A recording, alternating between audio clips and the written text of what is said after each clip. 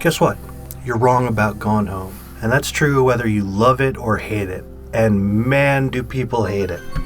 They hate it enough to spam its Metacritic page with negative reviews. They hate it enough to bitch and post spoilers in every video about it. They'll probably do it in this one. They hate it enough to deny it's even a game. They even hate it enough to concoct insane conspiracy theories about a video game Lavender Mafia forcing critics to give it a good review because it deals with gay issues.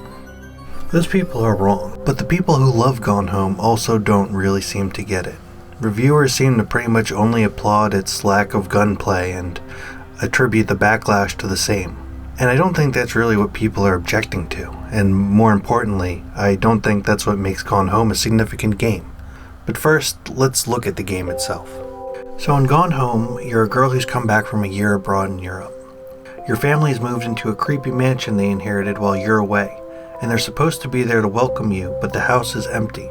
So you begin snooping around trying to find out what's happened. Has there been a murder? Is the house haunted? Or did they just go out for pizza? The main gimmick in Gone Home is nothing happens and you don't do anything except look at papers and household objects.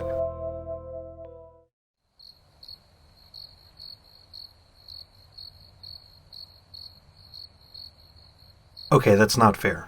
The items tell a story. They tell several, actually. And this is where we get to the innovating part of the game.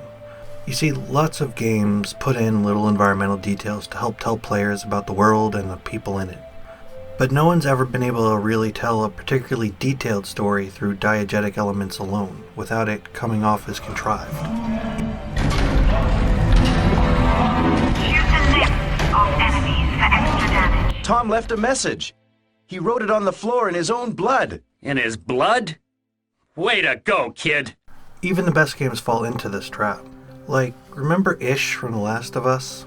He leaves that extremely conspicuous trail of diary entries. Who does that? Who just leaves diary entries around for posterity in open-air random places? Wouldn't the wind blow them away? Shouldn't he keep them all in one book like a normal person? Wait, this is Pittsburgh. Where was he even hiding his boat before he ran out of food? And audio logs have become so silly they're basically an industry joke. Just more audio logs. They're everywhere. For some reason I listen to every minute of every one of them thinking there'd be some useful information, but it's like they're just filler. Useless filler. So how does Gone Home avoid these problems? Well, first things first, let's get an overview of the game. You, the player, are Katie. You have a little sister, Sam, who's the star, even though she doesn't actually appear in the game. And your parents are Terry and Jan. The game starts with you on the porch of the house. In the left wing, you learn background information. Sam is the new kid at school and is lonely and awkward until she meets Lonnie and develops a crush on her. Then you go upstairs and good news, it turns out Lonnie likes Sam like that too. Then you find a secret passage from upstairs to downstairs, and in that secret passage, Sam has drawn a map of secret compartments she's found in the house. By finding the secret compartments, you learn the combination to her locker, and in her locker is a key to the basement. In the basement, you learn that Lonnie and Sam have basically been outed at school, and Lonnie has to go to the army, so they can't be together for much longer. You come out of the basement through the other stairs, and now you're in the east wing. Lonnie and Sam still can't be together. Your parents are in denial about Sam being gay, and Sam's going to lose the love of her life. But you find another secret room, and from there, a key to the attic. In the attic, you find out that at the last second, Lonnie's decided to go AWOL in order to be with Sam. And that's how the story ends. In addition to this story, there are various subplots. Your father's failed writing career, your parents' failing marriage, and your mom's attempts to start an affair with a coworker. These stories all reach their climax simultaneously, using the story to recreate the sense of dread that the player originally felt because of the haunted house aesthetic. All those secret passages and compartments might sound weird, but they keep the experience from feeling linear. Linearity in a game doesn't just hurt replay value, it takes you out of the whole experience. The real world isn't built in a line, it's an open space, and you can come and go from wherever you want. And when you make a linear version of an experience, it can feel more like a funhouse version than a genuine article. But stories have a beginning, a middle, and an end. You have to set up surprises and twists and jokes before you can use them. The locked doors and secret compartments make consuming information in a predetermined order feel like the organic result of exploring an open space. Which sounds familiar.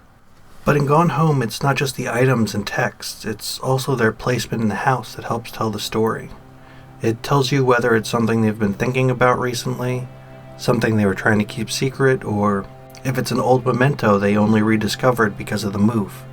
Then there's the flavor text, which mostly just tells you what an object is, but on key objects it becomes commentary from Katie, giving us insight into her mindset. Look, I'm not making this to convince you that Gone Home is a good game. You can decide if it is or not for yourself.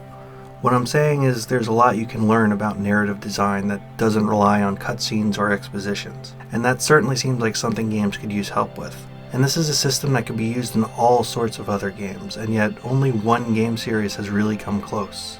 Yep, that one.